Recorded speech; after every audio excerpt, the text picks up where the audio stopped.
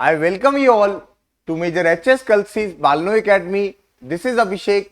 Today we are going to cover important current affairs. आज हम current affairs का lecture cover करने जा रहे हैं. Let's start.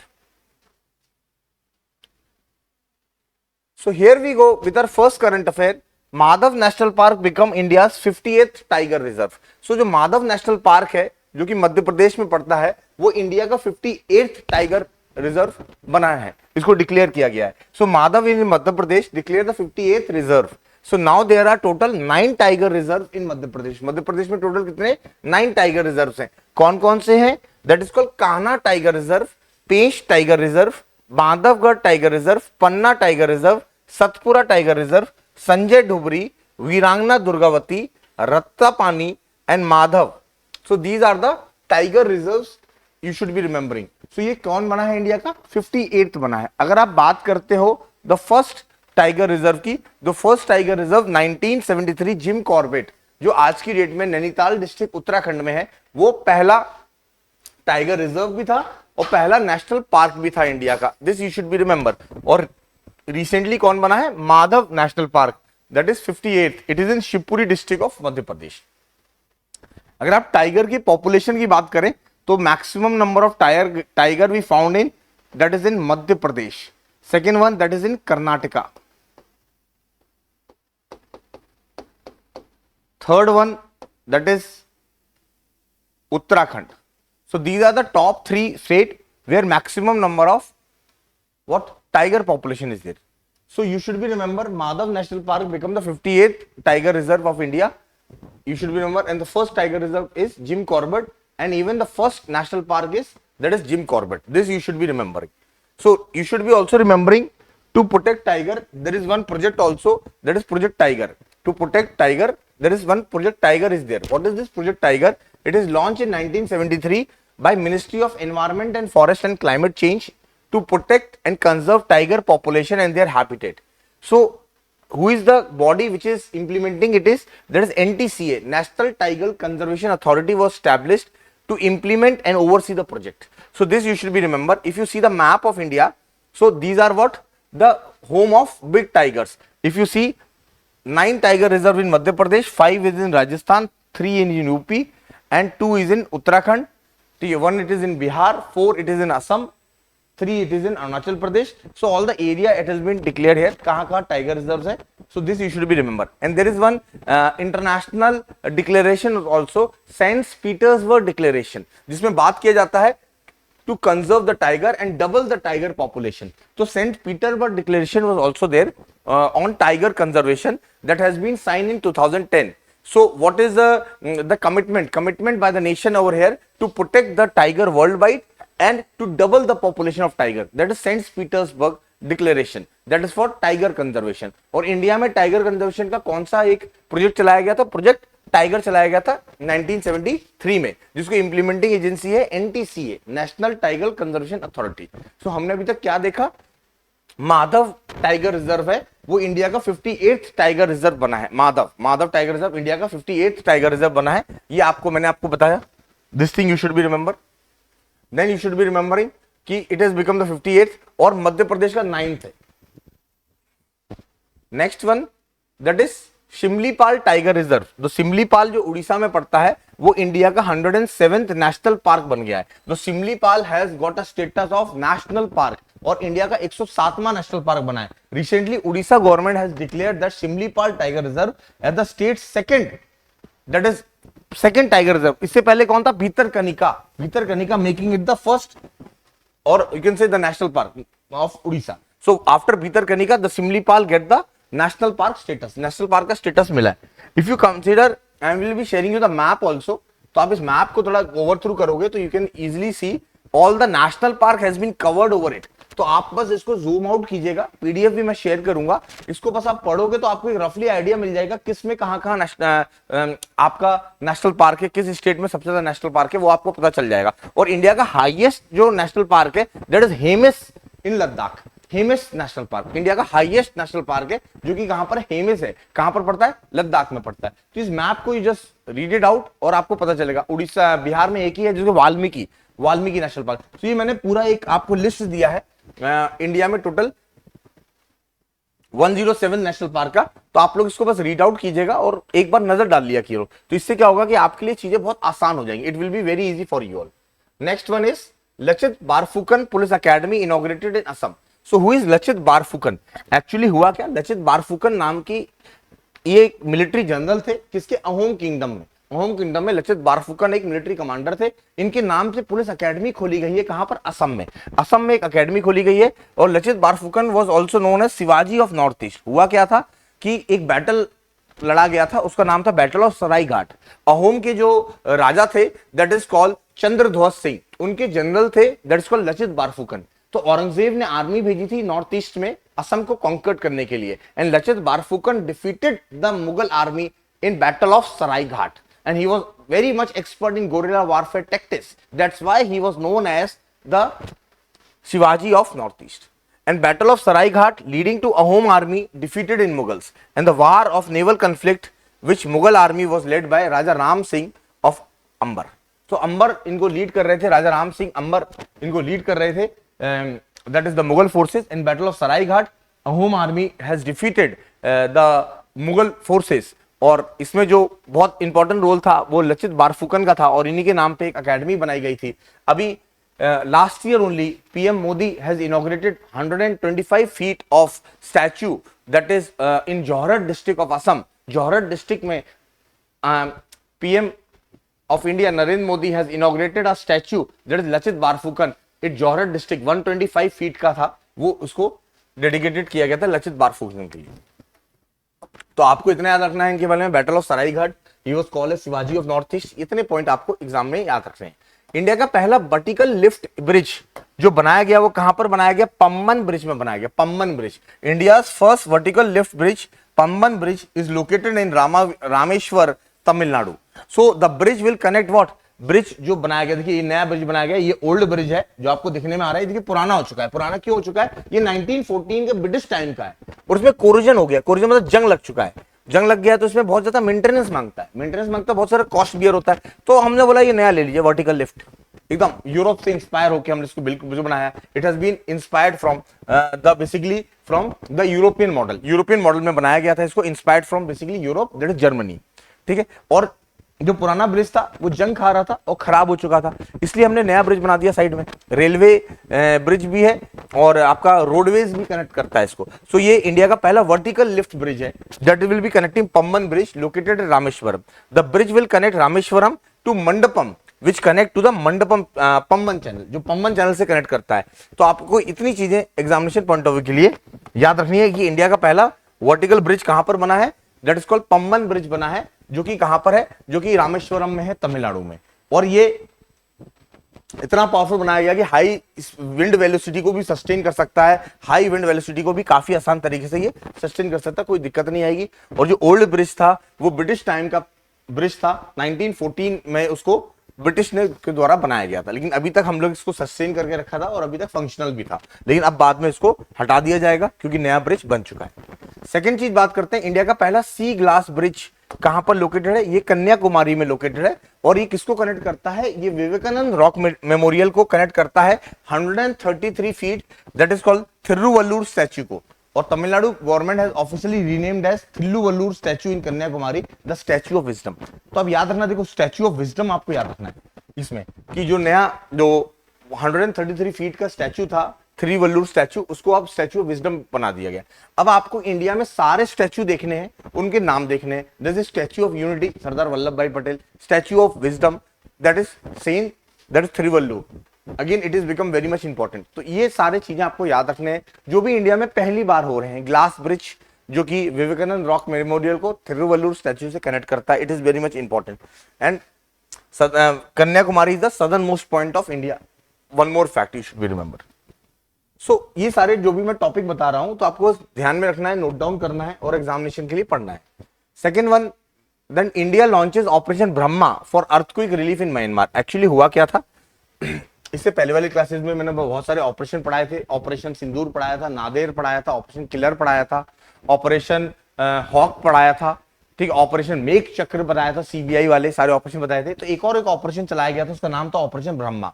अगर आप ऑपरेशन ब्रह्मा की बात करें तो हुआ क्या था कि 7.7 मैग्नीट्यूड का अर्थक्वेक रिकॉर्ड किया गया था, कहां पर, म्यांमार में, जिसके ट्रेमर्स जो थे वो बैंकॉक थाईलैंड तक भी इसके हमको झटके महसूस किए गए। तो Indian government launch an earthquake relief program, the name is called operation Brahma, और हमने एक ऑपरेशन ब्रह्मा लॉन्च किया to give a what support, relief support to Myanmar. So what are the other operation humanitarian mission that has been launched by India? Operation Dev Shakti was launched in Afghanistan. Operation Ganga was launched in Russia-Ukraine crisis. Operation Vande Bharat was launched in COVID-19 pandemic. Operation Dost was launched in Turkey when Turkey having felt the earthquake. Then Operation Harmony was launched in Typhoon Yagi affected in Myanmar. Operation Brahma was launched by India to Myanmar. Operation Sindhu was launched in Iran. Operation Ajay was launched in Israel. So these are the operations that India has launched. Then all the major operations become important. Operation Sindoor become important. Operation Nadir become important. Operation Brahma become important. So these are the important operations that become very much important. Next, India's rank in global terrorism index. So our next topic is global terrorism index. So what this global terrorism index is all about? See, so what is the rank of India in global terrorism index? Who published this global terrorism index? So who published? Institute of Economic Peace has issued this global terrorism index. So according to recently what happened, so India's rank is 14th, the same rank that we were having in 2024. हमारी जो rank है वो 2024 में भी 14 थी और 2025 में भी 14 है। इसको निकालता कौन है? The institute of economics and peace, institute for economics and peace, and Pakistan become the second most terrorist affected country that has been rank 4th इन 2024.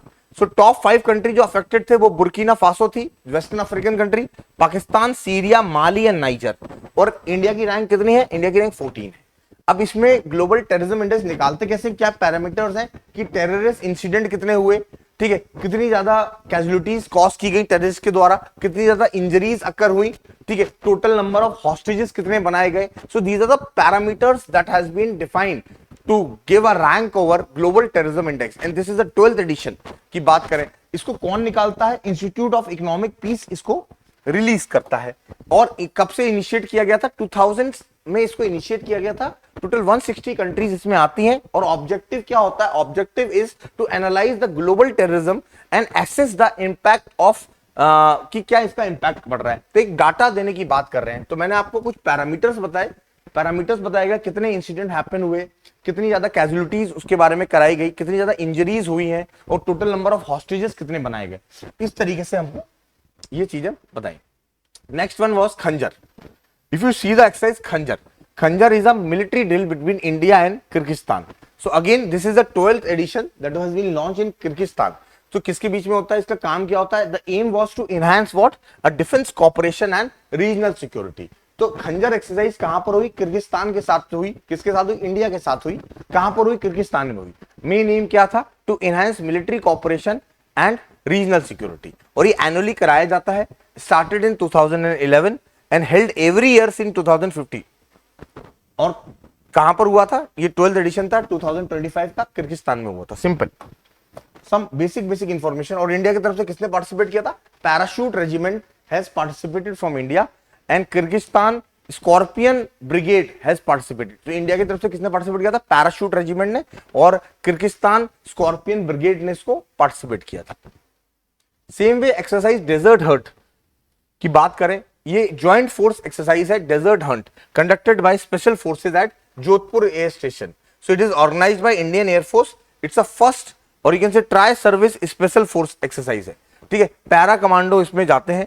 ठीक है, even MARCOS commandos has been there and Garud that is Indian navy. So all the special forces were there. और कहां पर हुई थी? Jodhpur air force station में की थी. ट्राई सर्विस थी. हमारे इंडिया के तीनों सर्विस के स्पेशल फोर्सेज आते हैं. फॉर एग्जांपल आर्मी से पैरा है, एयरफोर्स से आपके that is called the Garud is there, and Marcos for Indian Navy. These are the special forces exercise that has been conducted at Jodhpur Air Force Station, that is the Desert Hunt 2025.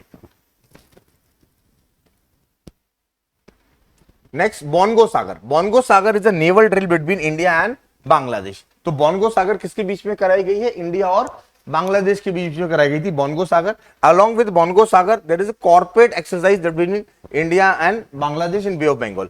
Who participated? INS Ranveer and Abu of Bangladesh has participated in this. First edition की बात करें bongo सागर की 2019 में की गई और India और बांग्लादेश की कॉर्पोरेट एक्सरसाइज सिंस 2018 से चल रही थी.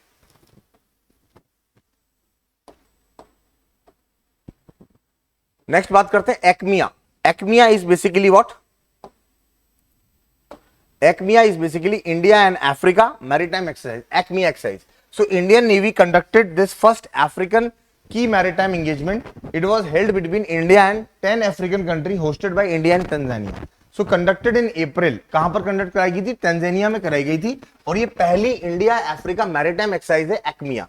So participating nations are Comoros, Djibouti, Eritrea, Kenya. ठीक है. Participating Madagascar, Mauritius, Mozambique, Seychelles, south Africa and Tanzania. AIKEYME का मतलब होता है unity in Sanskrit. So what is the objective of this? Objective is basically India and Africa cooperation to tackle the challenge like piracy. So basically here कहां पर कराई गई AIKEYME exercise? AIKEYME exercise was conducted by India and Tanzania is the hosting country from Africa and co hosted by India also. So it's a first exercise और basically जो पायरेसीज है, ठीक है, जो रीजनल सिक्योरिटीज हैं उसको एनहांस करने की बात इसमें की गई थी और ये पहली बार इंडिया और अफ्रीका के बीच में कराई गई थी.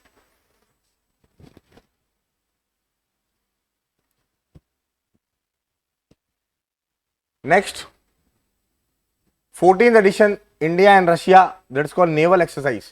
So naval exercise, there's Indra. Indra is maritime bilateral exercise conducted between India and Russia. So 14th edition Indra exercise is held off the coast, that is Chennai in Bay of Bengal. So Indra exercise आपको याद रखना है bilateral exercise है. देखो exercise जब भी होती है वो bilateral होती है, मतलब 2 countries में, ठीक है. ट्राइलेटरल मतलब more than 2 country, मल्टीनेशनल मतलब more than 3 to 4 countries जाते हैं तो मल्टीनेशनल होती है, ठीक है. तो ये चीज आता है. इंद्र एक मैरिटाइम एक्सरसाइज है, इंडिया और रशिया के बीच में कराई गई थी और 14th एडिशन चेन्नई कोस्ट पे कराया गया था, बे ऑफ बंगाल के. ये इंपॉर्टेंट है.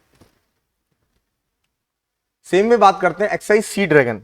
Exercise sea dragon is naval anti what? It's anti ship warfare drill. तो anti submarine warfare drill is there, that is anti submarine warfare exercise is there, the sea dragon. अगर आप इसकी बात करते हो सी ड्रैगन की, सो इसमें quad countries हैं. क्वाड क्या होता है? क्वाड एक ग्रुप है 4 कंट्रीज का. Coordinated security dialogue, coordinated security dialogue, it came in 2021 और इसका काम क्या होता है क्वाड का? To have a free trade, open trade where in Indo-Pacific region. So here Quad countries will be participating. That is India, US, Japan and Australia. Along with South Korea has initiated this naval exercise Sea Dragon. Where it is conducted? It is conducted at Guam, USA, and US military base, that is Western Pacific Ocean.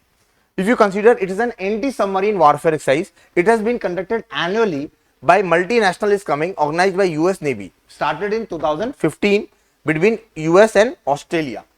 US and Australia, but later on India and Japan has also joined in 2021 and recently South Korea has also joined last year by 2024.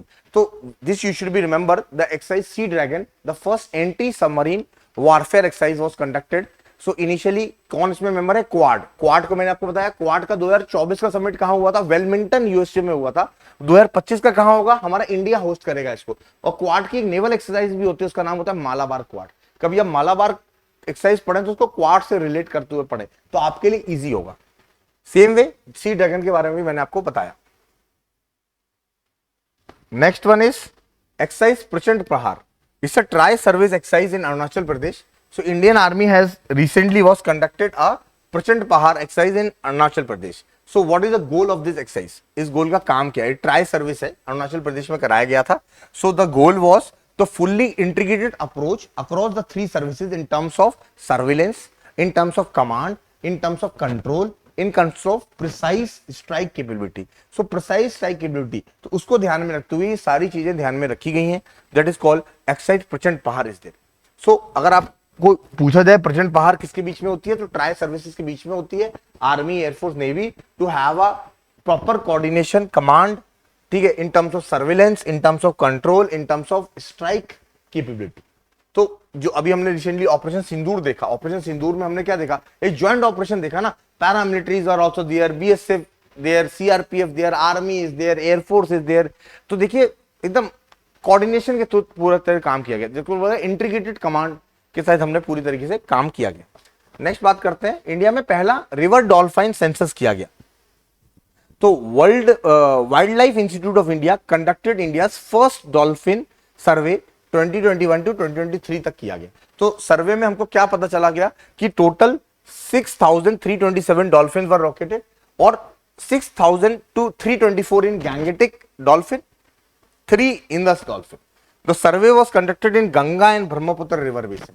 Ganga और ब्रह्मपुत्र पे किया गया था और Beas river पे किया गया था। अगर आप बात करते हैं तो ये पहली बार किया गया था। अब ये किसने स्टैब्लिश किया? World life institute of India 1982। It was conducted under ministry of environment, forest and climate change. Headquarter Dehradun में है, उत्तराखंड में है।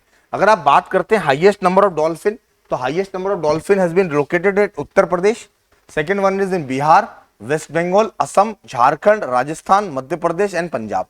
सो दिस वाज द रीजन। कहां की रिवर्स में दिया गया? मैंने बताया गंगा मेन स्ट्रीम में कितनी मिलती है, गंगा ट्रिब्यूटरीज में कितनी मिलती है, ब्रह्मपुत्र मेन स्ट्रीम मतलब मुख्य धारा जहां पर गंगा बह रही है, और ट्रिब्यूटरीज मतलब उसके सब ट्रिब्यूटरीज कितनी है, और बियास नदी में कितनी मिलती है। तो बेसिकली आपको इतना याद रखना है कि जो डॉल्फिन रहती हैं वो फ्रेश वाटर में रहती हैं और they prefer the fresh water और डीप वाटर, और एसेंशियली ये ब्लाइंड होती हैं, मतलब इनकी आंखें नहीं होती हैं। They hunt by emitting the ultrasonic sound. जो अल्ट्रासोनिक साउंड है ना, उसको निकाल के लोग अपने आप को हंटिंग करते हैं, और इस चीज के बारे में आपको याद रखना है। और डॉल्फिन सेंचुरी जो हमारी बन रही है इंडिया की, और जो बनी है विक्रमशिला बिहार में बनी है, जो सेकंड जो बन रही है वो हस्तिनापुर यूपी में है। तो 2 डॉल्फिन सेंचुरी हैं, और that is Vikramshila in Bihar and Hastinapur in Uttar Pradesh. This you should be remember. And national dolphin research institute भी हमारा कहां बनाया गया है? पटना में बनाया गया है, और आईओसीएन की कैटेगरी में इसको एंडेंजर्ड रखा गया है। If you discuss the IUCN status, it is in endangered. IUCN की स्टेटस में क्या है? ये एंडेंजर्ड है। And national dolphin research institute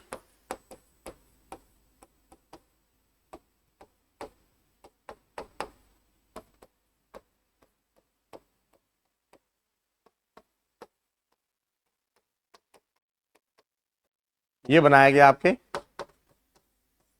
Patna में।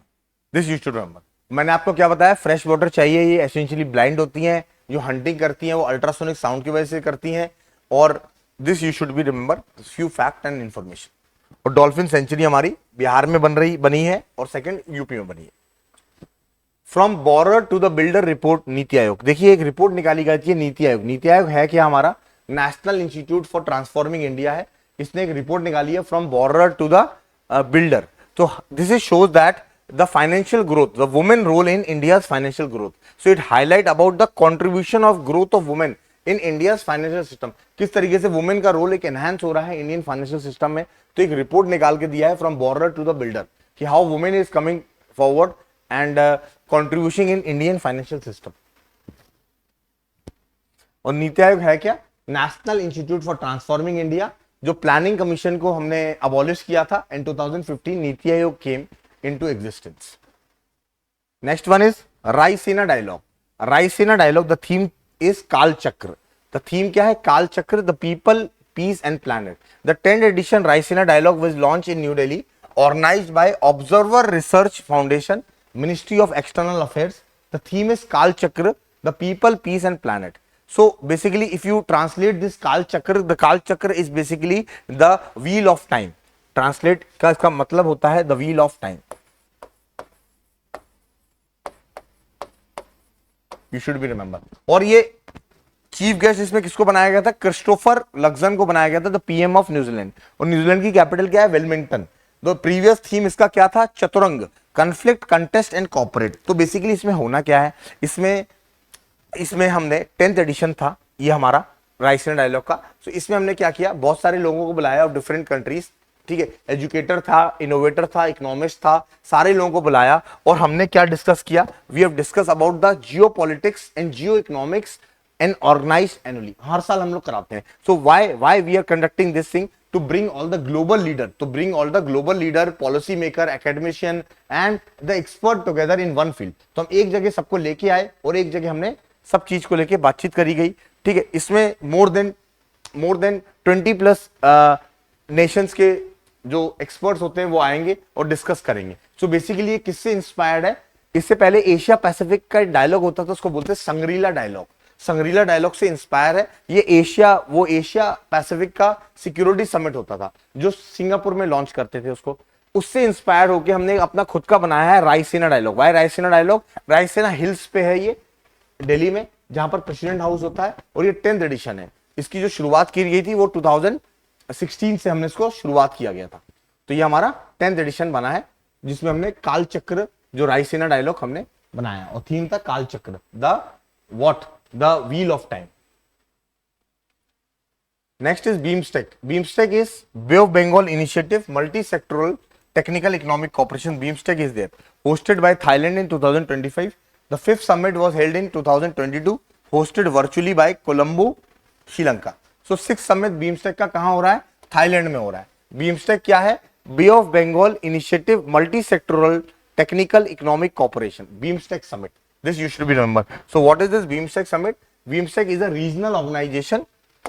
ये एक रीजनल ऑर्गेनाइजेशन है, having to promote what? Cooperation among nation bordering the Bay of Bengal. जो बे ऑफ बंगाल के आसपास के जो कंट्रीज हैं उनके आपस के बीच में रीजनल कॉपरेशन बढ़ाने की बात ये कर रहा है। इसके जो मेंबर्स की बात करते हैं तो Bangladesh, Bhutan, India, Myanmar, Sri Lanka, Thailand and Nepal is the member. कब स्टैब्लिश किया गया था? 1987 में इसको स्टैब्लिश किया गया था। सो बीमस्टेक समिट एक इंपॉर्टेंट समिट है, पेपर में पूछ सकता है कि बीमस्टेक का समिट कहाँ हुआ था, मेंबर्स क्या है। अगर इसकी बात करें, फर्स्ट समिट बैंकॉक में हुई थी, लास्ट समिट श्रीलंका में हुई थी, और इंडिया ने अभी रिसेंटली बिजनेस समिट होस्ट किया था गुजरात में।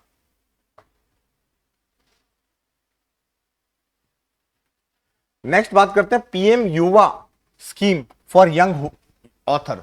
तो क्या था पीएम युवा का, क्या बात बोली गई थी? तो बेसिकली एक मेंटरशिप प्रोग्राम है। इसमें क्या बोला गया था पीएम युवा स्कीम में? जो यंग लोग हैं लेस देन 30 इयर्स है, जिनको aspire to be a author, so it's a mentorship program is there. So what happened? The mentorship workshop, international interaction with the mentor and exposure to the literary ecosystem. So इसमें theme दिया गया था कि आपको लिख के लाना है, लिखना है इंडियन डायस्पोरा, जो एनआरआई लोग हैं उनका क्या कंट्रीब्यूशन रहा है इंडिया के नेशन बिल्डिंग में, Indian knowledge system, be it ancient, be it modern, and makers of modern India, what are the contribution of makers from 1950 to 2025। So basically एक गवर्नमेंट की स्कीम थी, तो they are asking the young leaders और young author should become less than 30 years and basically to have a literary tradition growth. जो literature है उसका tradition की growth करनी है। तो PM young author mentorship scheme है ये। So this you should be remember. So it is what they will be writing book. Some amount of money will be given to them, and a national camp will be held in PM Yuva author during the World Book Fair in 2026. Same way, it is giving opportunity to present a literary festival and international forum. So again, what is the objective over here? So aspiring the writer under 30, it aim to train the young author below 30 to promote reading, writing and book culture while projecting India's literature globally. तो India की जो literature है, जो India में आप जो बात करी जा रही है, diaspora in nation building, Indian knowledge system, the makers of modern India from 1950 to 2025, उनको लेके बात की जा रही है। तो ये बोला गया था कि 50 authors will be selected through 1000 word proposals, so applicable in 22 languages plus English, implemented bye national book trust NBT। और इसमें बोला गया कि आपको 50,000 रुपए देंगे 6 महीने तक, और जब नेशनल वर्ल्ड बुक फेयर लगेगा उसमें स्टॉल देंगे, आपको रॉयल्टी देंगे, किताब छापोगे। तो इसमें basically to train the young author and to make India और project India literature globally, this is important. Same way again the computer didi centre and didi की दुकान, that is called Ministry of Rural Development and UNICEF Yuva partnership was launched. So basically what they are going to create, they want to create an livelihood opportunity in rural area, increase women participation in workforce. So PM Yuva scheme, that you can say the computer Didi and Didi ki dukan and UNICEF Yuva partnership was there, Ministry of Rural Development and UNICEF Yuva partnership. So why under this partnership computer Didi centers and Didi ki dukan will launched in many states like Andhra Pradesh, Madhya Pradesh, Odisha. So what is there in centers? So these shops will be run at panchayat level by women. The primary objective was to provide digital literacy, technical skill to rural community. तो rural community को technical skill देना है, तो एक a lady will be there, so she'll be opening the shop, so it will be run by a lady to promote a digital literacy at rural level. That is important. Through this center, rural women, youth will learn the use of computer and internet. Same way, दीदी की दुकान, a retail outlet will be set up for sale of local product. तो दीदी की दुकान will be set. सो ये किसके द्वारा था? रूरल डेवलपमेंट एंड यूनिसेफ के द्वारा युवा पार्टनरशिप प्रोग्राम किया गया था. That is called computer didi and didi की दुकान. सो दीदी की दुकान, all the local products will be there. So वो रन करेगी women. So again, UNICEF Yuva is basically launched in 2019, providing skill development, employment, internship, and opportunity to the youth age 10 to 24 years. This is important. Same way, UNICEF is what United Nations International Children and Emergency Fund. It was established in 46 and become a member of UN in 53. Headquarters situated at New York at USA. Same way, second edition Khelo India para games. Last class को याद कीजिए, खेलो India youth games हमने पढ़ा था, Khelo India winter games हमने पढ़ा था, Khelo India para games I am discussing you. The Khelo India para games took place in new Delhi.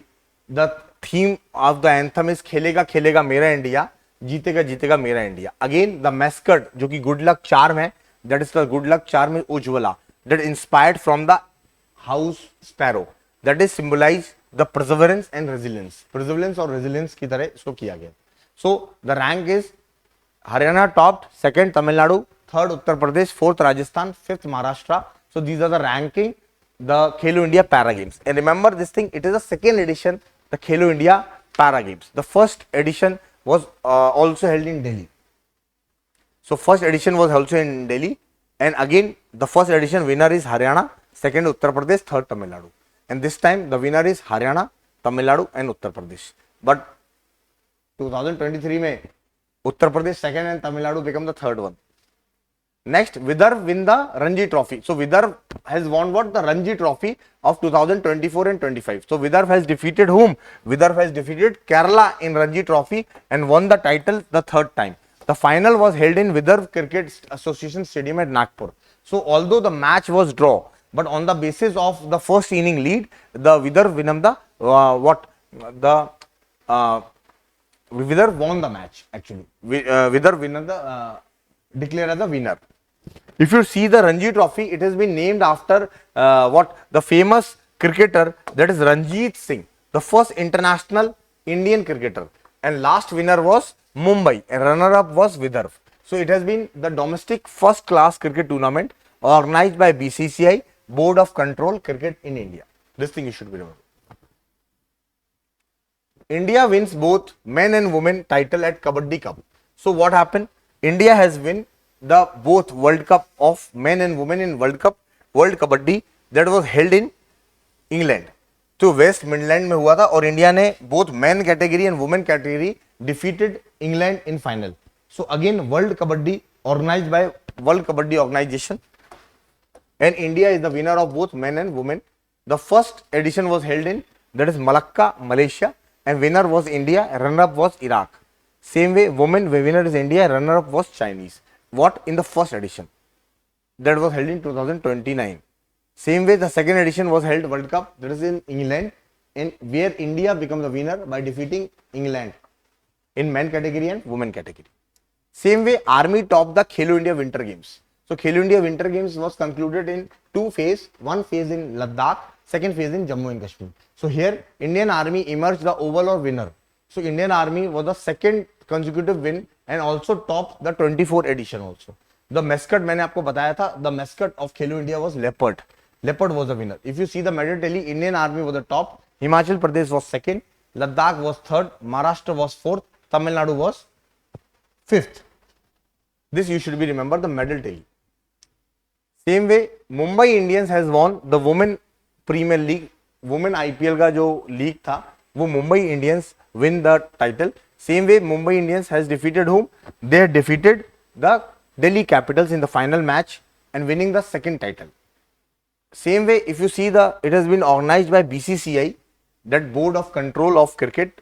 Format 2020 रहेगा. First edition Mumbai was the winner, runner-up was the Delhi Capital. Previous edition winner is Royal Challengers Bangalore and Delhi Capital was a winner. Same way, 5 team RCB, Mumbai Indian, Delhi Capital, and Uttar Pradesh women team and Gujarat Giants were the 5 teams they were playing. So again women IPL की बात करें तो कौन जीता था? Mumbai Indians जीती थी. अगर आप रणजी ट्रॉफी की बात करें, विदर्भ जीता था. विदर्भ ने किसको हराया? केरला को डिफीट किया. और कब डिफीट किया? जब टाई हो गया था map. And on the basis of lead of one inning, first inning lead, Vidarbha declare the winner. Same way Sarojini Naidu death anniversary 2nd of March was celebrated, and 13 February the death anniversary was there of Sarojini Naidu. Same way India celebrated the day is National Women Day on 13th of February. और 13th of February को हम लोग क्या बनाते हैं? That is called the birth date of what? Sarojini Naidu. This thing you should be remember. Sarojini Naidu was also called as Nightingale of India, and she was the first woman president of INC in Kanpur session 1925. Nightingale of India title was given by whom? By Mahatma Gandhi.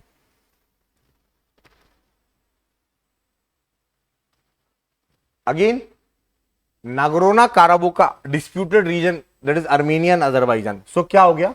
Nagorno-Karabakh are the disputed region. So what happened? Both the Armenia and Azerbaijan signed a treaty, and I think the dispute has been finalized. And Nagorno-Karabakh is a disputed territory over disputed region, that's called Nagorno-Karabakh, which is recognized internationally as a part of Azerbaijan but inhabited by Armenia. Actually जो part है वो Azerbaijan का है, लेकिन उसमें जो लोग रहते हैं वो किसके रहते हैं? अर्मेनिया के रहते हैं. जो अर्मेनिया के लोग बोलते हैं जो हम रह रहे हैं तो वो जगह हमारा हो गया, अब तुम जाओ. और इसी को लेकर कॉन्फ्लिक्ट चल रहा है अर्मेनिया और अजरबैजान का. और फाइनली इस डिस्प्यूट को एंड कर दिया गया है. That is called recently 2 countries have agreed to peace treaty to end this dispute. So this was the Armenia is there, this was the Azerbaijan is there, and this was the territory Armenia and Azerbaijan, Nagorno-Karabakh. The land belonged to Azerbaijan, the population residing there is Armenia, and that's why the conflict is going on between Armenia and Azerbaijan. Getting my point? So paper में आएगा Armenia and Azerbaijan was recently in news related to a dispute of what? Option A Russia Ukraine, option B Armenia Azerbaijan, option C Israel Palestine, option D that is called Iran Iraq. Somewhere like this type of question can be there. Next one was Jayashree Venkatesan become the first woman to win Ramsar Award. So basically Ramsar Award क्यों दिया जाता है? For protection of wetland. अभी जो latest है total India में 91 wetlands हो गए हैं, और जो सबसे ज्यादा वेटलैंड है वो कहाँ मिलते हैं? वो हमारे तमिलनाडु में मिलते हैं. वेटलैंड पानी से भरे हुए इलाके होते हैं, फुल्ली और partially filled with water. And Jayashree Venkatesan was the founder of care trust, and she was the first Indian to receive the Ramsar award for wetland wise and recognising the contribution to sustainable wetland management. So again, this is the work of Jayashree Venkatesan to focus and protecting the Pallikarnai marsh in Chennai. अगर आप wetland की बात करें, 2 फरवरी को हम लोग बनाते हैं वर्ल्ड वेटलैंड डे, और इस बार का जो थीम था protecting wetland for our common future was the theme. And every year 2 February we celebrated World Wetland Day. To conserve wetland there is one convention that is called Ramsar Convention, और wetland को बचाने के लिए convention है, उसका नाम है Ramsar convention. India में अगर आप बात करते हैं पहला वेटलैंड कौन था? चिलिका लेक. इंडिया में लार्जेस्ट वेटलैंड की बात करते हैं that is called Sundarban delta. India में स्मॉलेस्ट वेटलैंड की बात करते हैं that is called Renuka wetland in Himachal Pradesh. अगर आप सबसे ज्यादा वेटलैंड साइट्स की बात करते हैं तो तमिलनाडु में है, फिर उत्तर प्रदेश में. इंडिया में 2 वेटलैंड सिटी भी बन रही है that is Udaipur and Indore has been designated as wetland city of India.